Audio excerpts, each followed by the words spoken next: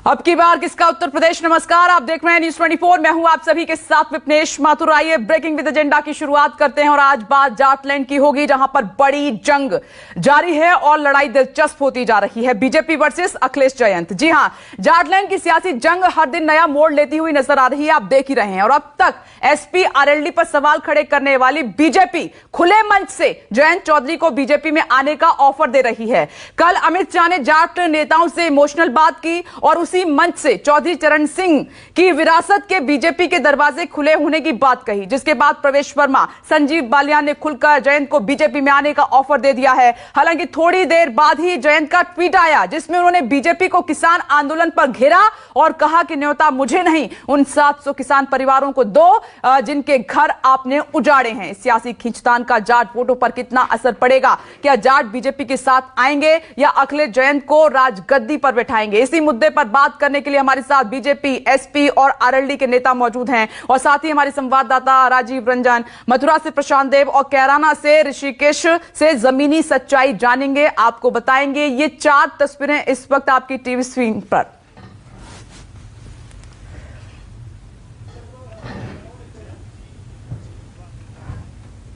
जोश है, एक ऐसे परिवार से आते हैं जिनका किसानों के लिए काफ़ी संघर्ष रहा है, तो वो जोश में क्या बोल रहे हैं ये तो मैं उस पर कोई टिप्पणी नहीं करना चाहता। मगर अभी तो इलेक्शन शुरू हो गया है। हमारे गृह मंत्री जी ने कोई आज ही उनको नहीं बुलाया है कि आज ही आ जाइए। उन्होंने कहा है कि वो उन्होंने एक गलत घर को चुन लिया है, यानी इलेक्शन तो शुरू हो गया है। अब इलेक्शन के बाद में देखेंगे। एक अच्छा युवा नेता अगर हमारी पार्टी में आता है, इलेक्शन के बाद आए, 2 साल बाद आए, 3 साल बाद आए, उसका हमेशा स्वागत है। भारतीय जनता पार्टी का जो जहाज है वो उत्तर प्रदेश में डूब रहा है। जाट समाज की मांगे क्या हैं? जाट समाज मूलतः किसानी खेती पे उसकी जिंदगियां निर्भर हैं, उसकी जिंदगियां निर्भर हैं गन्ना किसानी पे। जाट समाज से जो देश के प्रधानमंत्री ने जब तीनों कानून वापस लिए थे तो उन्होंने कहा था कि हाई पावर कमेटी बनाकर किसानों के पक्ष में 1 महीने के अंदर फैसला करेंगे। लेकिन देश देख रहा है कि जाट समाज के साथ बीजेपी और आरएसएस ने धोखा किया इस देश की सरकार ने। तो सवाल यह है कि किस मुंह से, कौन सा इकबाल है कि गृह मंत्री आज वो बात करने जाट समाज से आए हैं। और जयंत चौधरी ने ट्वीट करके बीजेपी का ऑफर ठुकरा दिया है। वो अपने ट्वीट में क्या लिखते हैं जल्दी से आपको बता देते हैं। जयंत चौधरी की तरफ से ट्वीट किया गया कि न्योता मुझे नहीं, उन 700 प्लस किसान परिवारों को दो जिनके घर आपने उजाड़ दिए हैं। बीजेपी पर उन्होंने किसान आंदोलन के दौरान जिन किसानों की मौत हुई उनको लेकर बीजेपी पर हमला बोला है। इसी से पता चलता है कि जयंत चौधरी ने बीजेपी का ऑफर जो है नकार दिया है और ट्वीट करके बड़ा हमला बीजेपी पर बोला है। यह है जयंत चौधरी का ट्वीट। जाटलैंड में लड़ाई बड़ी हो गई है। एक तरफ है अखिलेश यादव और जयंत चौधरी, दूसरी तरफ है बीजेपी जो कि अब जाट वोटर्स को, जाट नेताओं को मनाने में जुटी हुई है। खास मेहमान इस वक्त हमारे साथ मौजूद हैं, साथ ही मेरे सहयोगी बीजेपी स्पोक्सपर्सन अनिला सिंह जी हमारे साथ जुड़ गई हैं। समाजवादी पार्टी स्पोक्सपर्सन कपीश श्रीवास्तव जी हमारे साथ मौजूद हैं। आरएलडी स्पोक्सपर्सन थोड़ी देर में आपको टीवी स्क्रीन पर नजर आएंगे, संदीप चौधरी साहब। लखनऊ से मेरे सहयोगी राजीव रंजन, मथुरा से प्रशांत देव आपको नजर आ रहे हैं और थोड़ी देर में बागपत से ऋषिकेश कुमार हमारे साथ मौजूद होंगे। लेकिन सबसे पहले राजीव, मैं आपके पास आ रही हूं। राजीव, जाटलैंड में कहावत है कि जिसके जाट उसके ठाट, तो क्या बीजेपी इस बात को समझ गई है? हालांकि अखिलेश भी समझ चुके हैं और उसी के चलते अब कवायद जोरों से चल रही है। न्योता भी दिया जा रहा है पार्टी में आने का जयंत चौधरी को, हालांकि ठुकरा दिया है, और जो जाट वोटर है, नेता हैं, उनको मनाने की भी कोशिश में चाणक्य लगे हुए हैं।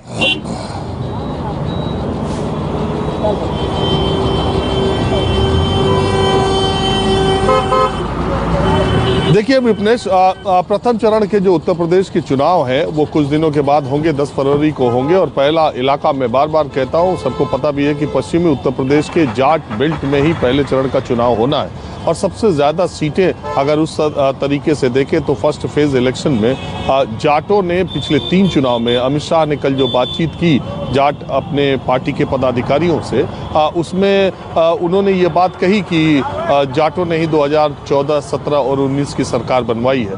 अब सवाल ये है कि जाट इतना महत्वपूर्ण क्यों हो गए? वही जाट जो 1 साल से जो धरना आंदोलन कर रहे थे गाजीपुर बॉर्डर पर, तब तो वो जाट सिर्फ जाटों का आंदोलन कह करके उनको समाज से हाशिए पर धकेलने की कोशिश सत्ता पक्ष की तरफ से हुई थी और कई बार आंदोलन करने वाले लोगों को आंदोलन जीवी और न जाने क्या क्या आपने देखा, 1 साल तक उनके साथ संपर्क संबंध किस तरीके का सा था। लेकिन ये सच्चाई है कि 2014, 17 के 19 के चुनाव में जाटों ने भरपूर समर्थन भारतीय जनता पार्टी को दिया था और उनकी नाराजगी की डर की आशंका से कृषि कानून वापस लिए गए पंजाब और हरियाणा उत्तर प्रदेश के चुनाव के नाते। तो क्या जाट कानून वापस लेने से और भारतीय जनता पार्टी की इस रणनीति से वापस उनके खेमे में आ जाएंगे? ये पूरी कोशिश भारतीय जनता पार्टी कर रही है, क्योंकि उसको लगता है कि जाट वोटरों और भारतीय जनता पार्टी के बीच में कृषि आंदोलन, कृषि कानून की वजह से एक गैप, एक खाई सी बनी है। दूसरी बात, महत्वपूर्ण बात यह है कि जाट आखिर इतने इंपॉर्टेंट हो कैसे गए। जाट 1-1.5% से ज़्यादा वोटर उत्तर प्रदेश की राजनीति में नहीं है, लेकिन बात यह है कि ये पॉकेट में है, ये 7, 8, 10 जिलों में है। और दूसरी बात यह है कि जाट इतने ज़्यादा डोमिनेंट है सोसाइटी में कि सिर्फ वो अपना वोट नहीं देते हैं, बल्कि उनकी वजह से अगल बगल या वहाँ के उस इलाके के दूसरे जो दबे कुचले लोग हैं वो उनके बहुत प्रभाव में रहते हैं, क्योंकि ये बहुत संपन्न और प्रभावी और दबंग किस्म के जाति मानी जाती है, लड़ाकू किस्म की मानी जाती है।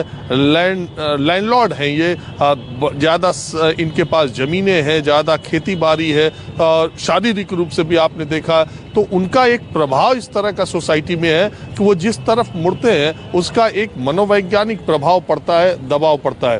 भारतीय जनता पार्टी की तरफ जाट, मैं आपको उत्तर प्रदेश की राजनीति के लिहाज से बताऊं तो जाट कभी भी बीजेपी का परंपरागत वोटर नहीं रहा है। चौधरी चरण सिंह ने पश्चिमी उत्तर प्रदेश के इसी 7-8 जिलों में जाट और मुस्लिम कॉम्बिनेशन बना करके ऐसे किसान नेता के तौर पर उभरे थे जो देश के प्रधानमंत्री पद तक पहुंचे थे, और जाटों ने उनको अपना मसीहा पिछले 50 वर्षों से अगर मैं कहूं को उनको अपना मान रखा है। तो जाट बीजेपी की तरफ कभी नहीं थे। 2013 के मुजफ्फरनगर के कबाल कांड के दंगे के बाद जो जाट और मुसलमानों में खाई हुई और अजीत सिंह की जो चुप्पी हुई, उसकी वजह से जाट आरएलडी से नाराज होकर बीजेपी की तरफ गए। लेकिन अब जो कल बात हो रही है, आप सोचिए कि तलवारें खिंच चुकी है, युद्ध का ऐलान हो चुका है, तारीख का ऐलान हो चुका है, उम्मीदवार सब उतारे जा चुके हैं, उसके बावजूद भारतीय जनता पार्टी ये कह रही है कि जयंत चौधरी के लिए हमारे दरवाजे खुले हैं। तो इसका क्या मतलब है? दुनिया को पता है कि जयंत चौधरी ने अपने उम्मीदवार आरएलडी और सपा गठबंधन के तहत उतार दिए हैं, उनके मैदान में कैंडिडेट उतर चुके हैं। पहले चरण के मतदान के नामांकन वापसी की आज आखिरी तारीख है, 27 तारीख। और ऐसी स्थिति में दूसरा पक्ष जयंत चौधरी को अगर बुलावा भेज रहा है, इसका मतलब बेचैनी है भारतीय जनता पार्टी में। और दूसरी बात यह है कि राजनीति में ये दांव पेच है। दूसरी बात यह है कि जाटों को भारतीय जनता पार्टी ये संदेश देना चाहती है कि हम जाट विरोधी कतई नहीं है, हम जाट के हमदर्द हम ही हैं, और हम अगर जरूरत पड़ी जयंत के विरोधी हम कतई नहीं हैं। और वो मैसेज देना चाह रहे हैं कि ज़रूरत पड़ी तो जयंत हमारे खेमे में आ जाएंगे, अगर ज़रूरत पड़ी तो हम जयंत के पास जाएंगे। तो जयंत से हमारा कोई मनमुटाव नहीं है, दरअसल अखिलेश यादव से है। तो वो एक रिफ्ट क्रिएट करना चाहते हैं, जाटों के मन में ये बात डालना चाहते हैं कि देखो हम जयंत के लिए कोई बात नहीं है, आप हमारे साथ रहो, या बहुत हद तक ये भी कहना है कि जयंत के साथ रहो, कोई बात नहीं है, लेकिन आप उस गठबंधन के साथ मत जाओ जो हमारे विरोध में खड़ा है। एक ये मनोवैज्ञानिक और चुनावी रणनीति का हिस्सा है। लेकिन मुझे ये जरूर लगता है कि पहले चरण के चुनाव से पहले अब भारतीय जनता पार्टी में जिस तरह चुनाव की कमान गृह मंत्री अमित शाह ने संभाली है, और जिस तरह से पश्चिमी उत्तर, आज वो मथुरा भी जाने वाले हैं, शायद मथुरा भी बहुत बड़ा जाट बेल्ट है।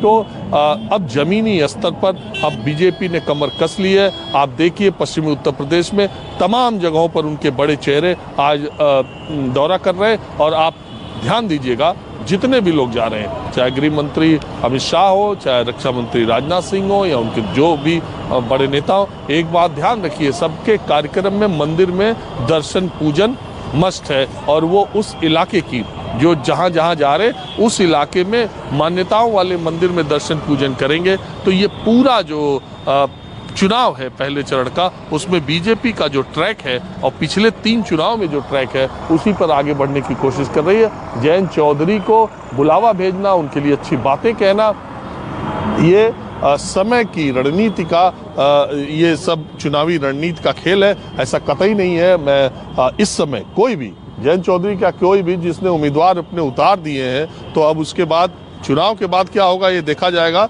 लेकिन इतना जरूर है कि जयंत चौधरी जिनके पास न एक विधानसभा की सीट है न एक लोकसभा की सीट है, किसान आंदोलन ने उनको इतना महत्वपूर्ण बना दिया कि भारतीय जनता पार्टी भी उनको बुलावा भेजने लगी है। इस सवाल का जवाब मैं अनिला सिंह जी से लूंगी कि क्या सच में बीजेपी में बेचैनी का आलम है, लेकिन उससे पहले मथुरा आपको लिए चलते हैं। प्रशांत देव वहां पर मौजूद है। प्रशांत, अमित शाह ने कहा कि किसानों की जो मांगे हैं मेरे दिल में हैं और चुनाव के बाद उनको पूरा किया जाएगा। इन्हीं सभी बातों के बीच में आज जाटलैंड मथुरा पहुंच रहे हैं। क्या माहौल, क्या हलचल वहां पर? देखिए, ये बात सच है कि जितनी भी मांगे थी, छोटी छोटी बहुत सी बातें थी जो तमाम जाट नेताओं ने कल प्रवेश वर्मा के घर पे जो एक जाट नेताओं की मीटिंग हुई अमित शाह की, उन्होंने अपनी बातें रखी। दरअसल में अब ये कहिए कि ये मीटिंग दिल्ली में हुई या फिर ये जाटलैंड में होनी चाहिए थी, ये बात अलग है। लेकिन अमित शाह को ये लगा कि इनसे मिलना जरूरी है। वो मिलना इसलिए जरूरी है कि अगर 2017 आप देखिए तो 2017 में 100 पूरी पश्चिमी उत्तर प्रदेश में 136 में से करीब 115 सीट बीजेपी के पास है। ये आंकड़ा इतना बड़ा है जिसको बीजेपी किसी भी हाल में नुकसान नहीं होना चाहती है, और ये नुकसान होने की वजह सिर्फ और सिर्फ एक है, वो है जाट कम्युनिटी। 136 में से 115 सीट अगर आपको 2017 में मिली है पश्चिमी उत्तर प्रदेश से, तो इसका मतलब है कि उसकी सबसे बड़ी वजह है जाट, जो पूरा पश्चिमी उत्तर प्रदेश के जाटों ने बीजेपी को वोट दिया। और उस लिहाज से ये इस गणित को किसी भी हालत में फेल होने नहीं देना चाहते। हालांकि टिकट बंटवारे में भी इस बात का ख्याल रखा है बीजेपी ने कि ऐसे नेताओं को दे जो जमीन पे कारगर हो सके। लेकिन चूंकि अब गठबंधन हो चुका है और ये जाट और मुस्लिम ये दोनों अगर एक तरफ कहीं चले गए तो ये बहुत बड़ी दिक्कत बीजेपी के लिए हो सकती है। उसी को साधने के लिए जितने भी गिले शिकवे हैं उनको दूर करना, तमाम तरह के वादे करना, उनसे बात करना, उसी तरह जैसे पहले उन्होंने 2014 में 19 में जब जाट नेताओं से उन्होंने बात की और लगभग मनाने में कामयाब हुए, तो क्या इस बार भी कामयाब हो पाएंगे? क्योंकि मथुरा में आज एक तरीके से दूसरी चुनावी सभा है अमित शाह की, और कैराना गए थे। कैराना में उन्होंने तमाम बातें की। अब वो मथुरा से जहां मैं खड़ा हूं, बांके बिहारी मंदिर, यहां से पूजा अर्चना करेंगे और यहां से फिर प्रभावी मतदाता एक सम्मेलन करेंगे। उस सम्मेलन के बाद यहाँ पे गांव में भी जो कार्यक्रम, अब पता चल रहा कि किसी गांव में वो डोर टू डोर भी करेंगे, लोगों से मिलेंगे भी। तो एक तरीके से अपना प्रभाव कायम करने के लिए, बताने के लिए कि मैं जाट, जो भी जाट नाराज हैं उनकी हर नाराजगी, चाहे वो किसान कानून को लेकर के या छोटी मोटी बातों को लेकर के, जितनी भी चीज़ें वो हम दूर कर चुके हैं, कर रहे हैं या आगे, यानी कि मान मनोवल की पूरी कोशिश है। जहाँ तक कि ये भी कह दिया गया कि जयंत से भूल हो गई है, चाहे तो वो वापसी कर लें। यानी कि ये बात बिल्कुल सच है कि जाटलैंड अगर मुड़ गया तो बीजेपी को यहाँ दिक्कत होगी और ये भारी दिक्कत हो सकती है। हालांकि ज़मीन पे ये कहा जा रहा है कि किसान आंदोलन कानून वापस होने के बाद बहुत से जाट जो हैं वापसी कर चुके हैं। तो अब इनको लगता है कि जो बचे, जो लोग भी नाराज अभी भी हैं, उनके मुखियों से बात करके, ऐसे लोगों से बात करके जिनका छोटे छोटे पॉकेट्स में प्रभाव है, उनको बात करके समझा दिया जाए ताकि नीचे जाके वो समझाएं। ऊपर से जब इनके कैंपेन स्टार प्रचारक जैसे कि राजनाथ सिंह, अमित शाह, तमाम बड़े नेता जब ज़मीन पर उतरेंगे तो वो भी अपना प्रभाव डालेंगे। तो अब जो है आखिरी समय पे ये आखिरी कोशिश की जा रही है कि जाट मान जाएं, जो नाराज़गी है उसे दूर कर दिया जाए, ताकि जो दबदबा जो एक अपना बीजेपी ने इस इलाके में कायम किया था, जिसके बल पे वो इतनी भारी संख्या में बने हुए थे, वो वापस ला सकें, उस पर बने रहें। और अगर कहीं से डेंट होता है तो वो बहुत ज़्यादा ना हो, क्योंकि ये बात सच है कि 2013 के पहले जो समीकरण पश्चिमी उत्तर प्रदेश का था, जाट और मुस्लिम का, जो वहाँ के नेताओं ने एक साथ लेकर के पूरा एकाधिकार किया हुआ था, उस एकाधिकार को 2013 के बाद तोड़ा। 14 में उसका बीजेपी को फ़ायदा मिला, 2017 में फ़ायदा मिला, 2019 में भी मिला। 2022 में 19 से 22 के बीच में जो किसान आंदोलन खड़ा हुआ, उससे जो नाराज़गी हुई, और नाराज़गी के अलावा जो किसान नेताओं ने अपने आप को इतना ज़्यादा महत्वपूर्ण बना लिया बीजेपी जैसी बड़ी पार्टी के सामने, वो बड़े प्रतिद्वंदी बन के खड़े हुए और वो इस कदर खड़े हुए कि वो नुकसान कर सकते हैं। तो उस लिहाज से बीजेपी के लिए इस इलाके में परेशानी जरूर है। इसीलिए जाटलैंड को, जाट मतदाताओं को हर हाल में मनाने की पूरी कोशिश है। ठीक है प्रशांत, बीजेपी इसको समझ भी गई है और इसीलिए बड़े स्तर पर कवायद भी की जा रही है। कुछ चाणक्य मैदान में है उनको मनाने के लिए। आप नजर बनाए रखिएगा। मैं जल्दी से बागपत का भी रुख कर लेती हूँ, उसके बाद मेहमानों के पास आऊंगी, चर्चा की शुरुआत करेंगे। ऋषिकेश, बीजेपी का ऑफर नकारने के बाद जयंत चौधरी अपनी कर्म भूमि में होंगे, अपना जो वोट बैंक मजबूत मानते हैं उन लोगों के बीच में होंगे। वहां का मूड क्या है माहौल?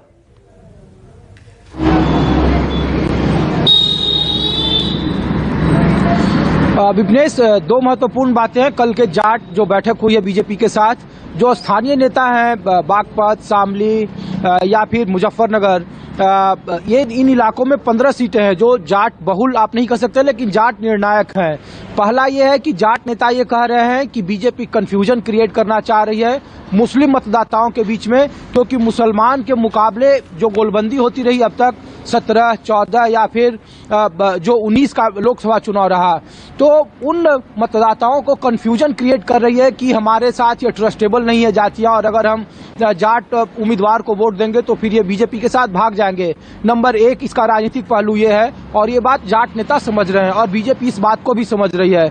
नंबर दो, जो कैलकुलेशन था, आप देखिए कि इधर के इलाकों में ऐसा कोई विधानसभा सीट नहीं है 3-3.25 लाख जहां वोटर हैं, जहां तकरीबन 80,000, 90,000, 70,000 से कम मुस्लिम मतदाता हैं, और ध्रुवीकरण की वजह से मुसलमानों के खिलाफ तमाम जातियां एकजुट हो जाती है। इस बार फिजा बदली हुई है, जाट मतों में बतराव है और बहुत सारे अब भी जाट नेता, चाहे किसान आंदोलन या वो चौधरी चरण सिंह की विरासत को लेकर के बटे हुए दिख रहे हैं, और जिसका खामियाजा बीजेपी को लग रहा है कि भुगतेगा। पहले चरण में अगर 58 सीटों में से अगर ये 15-18 सीटों में अगर ये बात की हवा चल गई कि बीजेपी कांटे की लड़ाई में या बीजेपी हार भी सकती है, तो फिर ये गाजीपुर तक इसका असर होगा, क्योंकि पहले चरण का चुनाव उसके ठीक 4 दिन के बाद 14 फरवरी को दूसरे चरण का चुनाव है, और इस बात को बीजेपी समझ रही है। इसीलिए ये प्रॉब्लम क्रिएट किया जा रहा है और एक कंफ्यूजन क्रिएट किया जा रहा है। जो यहाँ के स्थानीय जाट नेता हैं जिनसे मेरी बात हुई कल की अहम बैठक के बाद, तो ये बीजेपी समझ रही है, और बीजेपी 58 सीटों में से 53 सीट जो पहले चरण का था उसमें बीजेपी को फतह हासिल हुई थी, लेकिन इस बार, और संजीव बालियान के कॉन्स्टिट्यूंसी में हम लोग घूम रहे थे और एक बड़े जाट समुदाय को जब वो समर्थन अपने संबोधित कर रहे थे, तो मैं राजनीतिक मुहावरे का इस्तेमाल कर रहा हूं कि वो नाक रगड़ रही थी बीजेपी जाट नेताओं के बीच में। बुजुर्ग थे, युवा थे, कुछ गलतियां हुई हैं, और वो भी स्थानीय उम्मीदवार। सरधाना में संगीत सोम है, ठाकुर बिरादरी से आते हैं, लेकिन जाटों के ऊपर सबसे ज्यादा केस हुआ है और जाट बिरादरी बेहद नाराज है। वही हाल बागपत, बड़ौत, शामली, आप मुजफ्फरनगर, मेरठ, इन इलाकों में है, जहां पे जाटों को लगता है कि उनके सम्मान की रक्षा नहीं की है भारतीय जनता पार्टी को। वो एक मुफ्त वोट देते रहे हैं, और 3-3.25 लाख वोटर में अगर 60 या 70 हजार मुसलमान हैं और निर्णायक जाट है और जाट के मतों में बिखराव है, तो फिर बीजेपी के लिए कांटे की लड़ाई होगी। और ये बात भारतीय जनता पार्टी और अमित शाह समझ रहे हैं, क्योंकि वो उत्तर प्रदेश को और पश्चिमी उत्तर प्रदेश को काफी हद तक देखते हैं। और जाटों में कहावत है कि जाट एक व्यक्ति नहीं होता है, गांव होता है। जाटों का जब वोट होता है तो समुदाय की तरफ बढ़ता है, समुदाय निर्णय करते हैं और फिर वोट तब्दील करते हैं। इन्हीं वजहों से जाट नेताओं को साधने की कोशिश है भारतीय जनता पार्टी की, जो उनके हाथ से अभी निकलती दिख रही है। ठीक है, इसी बात का जिक्र ऋषिकेश राजीव कर भी रहे थे। मैं आती हूँ आपके पास, जल्दी से मेहमानों का रुख कर लेते हैं। अनिला सिंह जी, आपसे शुरुआत कर रही हूँ। मेरे सहयोगी राजीव ने जो महत्वपूर्ण सवाल उठाया, मैं उसका जवाब चाहती हूँ। जब चुनावी तारीखों का ऐलान हो चुका है, वोटिंग नजदीक है, तलवारें मैदान से निकल चुकी हैं, सीटों का बंटवारा हो चुका है मिलकर अखिलेश यादव और जयंत चौधरी, तब आप ऑफर दे रहे हैं और वो भी उन्होंने ठुकरा दिया। क्या मतलब है इसका? मेरी सबको राम राम। और बिल्कुल बात आप ठीक कह रही हैं कि भाई चुनाव भी उद्घोष हो चुका है और सीटें जो हैं डिक्लेयर हो गई हैं। वो वैसे हम देख रहे हैं कि समाजवादी पार्टी और आरएलडी में किस प्रकार से सरपुटुप्पु हो रही है सीटों को लेकर, क्योंकि ये जिसको कहते हैं ना कि भाई अगर आप पानी और तेल को मिलाना चाहोगे तो कभी मिल नहीं पाते हैं। ये वो प्रयास किया गया है अपने निजी कारणों की वजह से, अपने स्वार्थ की वजह से, जिसकी वजह से ये गठबंधन हुआ। हमने पहले सपा बसपा का भी गठबंधन देखा था और उत्तर प्रदेश की जनता ने उसको नकार दिया। ये उसी प्रकार का गठबंधन है। जाट कभी भी समाजवादी पार्टी जैसे राजनीतिक दल के साथ नहीं जाने वाले। नेता मिल सकते हैं पर दिल नहीं मिल सकते, वोटर इधर से उधर नहीं ट्रांसफर हो सकते हैं। यही बात कल कही गई, यही बात कल प्रवेश वर्मा जी ने कही है कि वो गलत घर में चले गए। जो मुगलों की मानसिकता रखते हो, ऐसे दल के साथ आप अपने स्वार्थ के कारण गठबंधन कर रहे हो, अपने आप को सरेंडर कर दे रहे हो, चाहे वो माट की सीट हो, सवाल खास की सीट हो, वहां पे आपके कैंडिडेट को भारी होना चाहिए था, परंतु आप कहीं ना कहीं आप कमजोर पड़ रहे हो, अपने सिंबल पे इनके कैंडिडेट्स को चुनाव लड़वा रहे हो, तो निरंतर आपको दबाव में लेकर आ रहे हैं ये मुगलों की मानसिकता वाले राजनीतिक दल। यही कहा गया कि आप गलत घर में जा रहे हो, आप हमारे साथ आओ मत आओ, ये दूसरी बात है। ये हम भी जानते हैं कि भाई ठीक है, चुनाव डिक्लेयर हो चुका है, अभी और कोई स्कोप नहीं है, परंतु आप गलत घर में जा रहे हो। देखिए, ऐसा है कि वो आपको पता है कि ग्रैंडसन है होते हैं चौधरी चरण सिंह जी के। चौधरी चरण सिंह जी जो है एक बड़े चेहरा, मतलब किसानों में, और मैं कहूँ उससे बड़ा कोई चेहरा नहीं, और हम सब के बेहद प्रिय हैं, आदर्श है, हम सब के आदर्श है। उनके जो बेटे चौधरी अजीत सिंह साहब है, उन्होंने मतलब जो एक किसान वाली छवि थी इस राजनीतिक दल की, उसको रिड्यूस कर दिया। लेकिन जयंत चौधरी तो आपको न्योता नहीं चाहिए, वो तो कह रहे हैं कि मुझे न्योता मत दीजिए, उन 700 किसानों को न्योता दीजिए जिनका घर आपने उजाड़ा है, उनको तो आपकी एडवाइस चाहिए ही नहीं। नहीं, बिल्कुल बिल्कुल, वो इस वक्त अपोजिशन में है, वो बिल्कुल हर प्रकार की बात वो कर सकते हैं। हमने भारतीय जनता पार्टी ने एक बड़ा दिल दिखाते हुए उनको ये समझाने का प्रयास किया, आप हमारे साथ आओ ना, हमारे साथ आओगे हम वेलकम करेंगे आपका, पर आप गलत घर में जा रहे। ये वो लोग हैं, मुगलों की मानसिकता वाले लोग हैं, इन्होंने जाटों के साथ किस प्रकार का व्यवहार किया, विदेशी इतिहास है, इतिहास है। मुलायम सिंह यादव जी का उठा के देख लीजिए, अखिलेश यादव जी का उठाकर देख लीजिए, जाटों के साथ इनका व्यवहार कैसा रहा है। सब कुछ जानते बूझते भी आप कुएं में गिरने जा रहे हो, तो भारतीय जनता पार्टी तो केवल और केवल आगाह कर रही है, आप गलत लोगों के साथ। ठीक है, मैं जवाब ले लेती हूँ आरएलडी के प्रवक्ता। ठीक है अनिला सिंह जी, ये बात आपने उठाई है, मैं जवाब ले लेती हूँ। संदीप चौधरी हमारे साथ मौजूद है। तो क्या संदीप जी, जयंत चौधरी ने गलत घर चुन लिया है? वाकई में क्या ये सच है? क्या गलत रास्ते पर है? देखिए विपनेश जी, राजीव भाई ने बहुत अच्छे से विश्लेषण किया, सारी चीजें आपके सामने रख दी। अनिला जी मेरी बहन बहुत सीधी सादी है, घर में बैठ के राजनीति करती हैं, जमीनी हकीकत का इनको नहीं पता है। आप ये बताइए, हारती और डूबती नैया में कौन बैठना पसंद करता है? आप मुझे ये बताइए, महाराष्ट्र इनके हाथ से चला गया, राजस्थान इनके हाथ से चला गया, आपके बंगाल में ये पूरे खैरखा बन के गए थे, बंगाल इनके हाथ से चला गया, तो इनके साथ चलना कौन चाहता है? दिल्ली में रहते हैं, शहरी वोट कभी बीजेपी का माना जाता था, बीजेपी में केजरीवाल जैसा नया आदमी आकर के इनको चित कर देता है और ये सरकार बनाने के दावे करते हैं। इनसे पूछिए, अगर ये हिंदू मुस्लिम नहीं कराते तो 30 सालों के बाद इन्होंने उत्तर प्रदेश में सरकार बनाई, और वो भी केवल हिंदू मुसलमान करके सरकार बनाई थी। लेकिन आज हिंदू मुसलमान की नफरत से उत्तर प्रदेश बाहर निकल चुका है। आज हम साथ चलना चाहते हैं, नारा तो मोदी जी देते हैं हिंदू सबका साथ सबके विकास का, लेकिन उसको सार्थक करने का काम जयंत चौधरी ने किया, जब मुसलमानों को भी साथ लिया, हिंदुओं को भी साथ लिया, और किसी जाति की राजनीति नहीं की है, जाटों को बल्कि कम रखा है, लेकिन दूसरों को आगे बढ़ाने का काम किया। और ये आज भी समाज को बांटकर आज भी चुनाव जीतना चाहते हैं, तो पहले तो ये नफरत की राजनीति बंद करनी पड़ेगी। और क्या किसान वर्ग इस चीज को भूल सकता है कि कैसे बीजेपी के नेता गाड़ियां चढ़ा देते हैं किसानों के ऊपर? हरियाणा के अंदर विपनेश जी आपको अच्छे से याद होगा, जाट आरक्षण का मुद्दा हुआ था, 35 लोगों की जान गई थी, इसी खट्टर सरकार ने गोलियां चलाई थी। और आपको एक चीज और याद दिला दूं, मैं मेरी बहन अनिला जी भूल गई होंगी, जब पंजाब से किसान दिल्ली की तरफ चला तो सबसे पहले एक कुरुक्षेत्र के बॉर्डर पर उनको रोककर उनके ऊपर गोलियां और लाठियां चलाने का काम इसी बीजेपी की खट्टर सरकार ने किया था। तो किस तरीके के साथ की उम्मीद रखते हैं हम? और ये एक नदी के दो किनारे हैं, हम किसी भी कीमत पर साथ नहीं आ सकते। ठीक है, आती हूँ। कपिश जी कहते हैं कि चाणक्य जब मैदान में उतरते हैं तो हवा का रुख बदल देते हैं, जाटलैंड में है चाणक्य, कैसे सामना करेंगे? देखिए, चाणक्य तो पश्चिम बंगाल में भी उतरे थे और चाणक्य के गुरुजी भी साथ में उतरे, लेकिन उसका कोई प्रभाव नहीं। पता नहीं कहां से चाणक्य बन गए। अगर वो चाणक्य होते तो भारतीय जनता पार्टी को पहले ही कहते कि भैया हम हमारे दो की सरकार मत चलाओ और उनके लिए कानून लेकर के मत आओ, आप किसानों के लिए कानून लेकर के आओ। अब सबसे बड़ी बात यह है, आज जो है वो पैर छू रहे हैं, मनाने की कोशिश कर रहे हैं। आपने जब कृत्य किए, 756 किसान आपने शहीद करा दिए, आपने जो 756 किसान शहीद कराए उसमें 700 किसान कुछ सिर्फ जाट समुदाय से आते, और आप एक श्रद्धांजलि भी संसद के अंदर नहीं दे नरेंद्र मोदी, और आपने उसके बाद भी 4 की हत्या करवा दी अपने गृह राज्य मंत्री के उकसावे पर उनके लड़के से, और उसके बाद भी आप गृह राज्य मंत्री को चिढ़ाए बैठे हैं। आपने जब पूरी तपस्या की तो 756 किसान शहीद कराए, पूरी होती तो 3,000 से कम नहीं होती, क्योंकि उससे कम में आपकी शांति नहीं मिलती है। और दूसरी बात ये कहते हैं कि जिन बातों से इन्होंने किसान आंदोलन को समाप्त किया था, उनमें से एक भी बात अभी तक इन्होंने पूरी नहीं। ना इन्होंने मुआवजा देने का काम किया, ना इन्होंने जो किसानों की डिमांड थी गृह राज्य मंत्री को पद से हटाया जाए, उनकी गिरफ्तारी सुनिश्चित की जाए, वो भी नहीं किया इन्होंने। तो ये किस तरीके से कहते हैं, ये तो किसानों के दुश्मन के बार बार किसानों के जाट पूछते हैं। लेकिन सच्चाई यही है कि देखिए, देव साहब ने बहुत अच्छी बात कही कि 2013 का जो मसला इन्होंने कराया, उसमें इन्होंने 14 जीता, 17 जीता, 19 जीता, और अब 22 के लिए उसी चक्कर में लगे हुए। लेकिन अब इनकी तोड़ने की पिच नहीं चलेगी, क्योंकि हम दोनों लोगों ने जोड़ने की पिच शुरू कर दी है।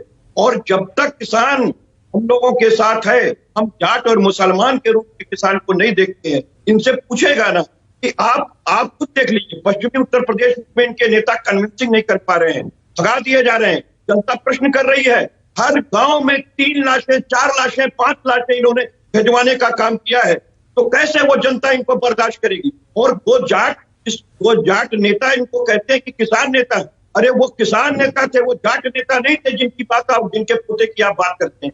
वो किसानों के नेता थे, और आप उनको जाट नेता बताने की कोशिश कर रहे हैं। आपने पूछा था कि जब आपने एमएसपी नहीं दी इसी पश्चिम उत्तर प्रदेश के और हमारे उत्तर प्रदेश के किसानों को, आपने जब डीजल 100 रुपए के पार कर दिया, तो आपने नहीं पूछा था कि कौन किसान किस जाति का है, किस धर्म का है। और गन्ने का बकाया आज भी 16,000 करोड़ से ज्यादा का है। ये सारे किसान के मुद्दे हैं, हम किसानों को लेकर के आगे जा रहे हैं। कपिल जी, यही तो मांगे दिल में लिए अमित शाह जाटों के बीच में जा रहे हैं, जाट लैंड पर चुनाव प्रचार कर रहे हैं, कैंपेन कर रहे हैं। मैं दोबारा आपके पास हूंगी और आपका जो सवाल है उस पर मैं अनिला सिंह से जवाब लूंगी, लेकिन उससे पहले राजीव, एक बार फिर से मैं आपके पास आ रही हूँ। राजीव, जो 2017 में हवा चली, एक तरफा वोट बीजेपी को दिया जाट वोटर्स ने, और ज्यादातर सीटें, 100 से ज्यादा सीटें बीजेपी ने जीत ली, लेकिन 2022 में क्या राजीव ये वोट बैंक बढ़ जाएगा, दिखाई दे रहा है आपको? इसीलिए बेचैनी ज्यादा है।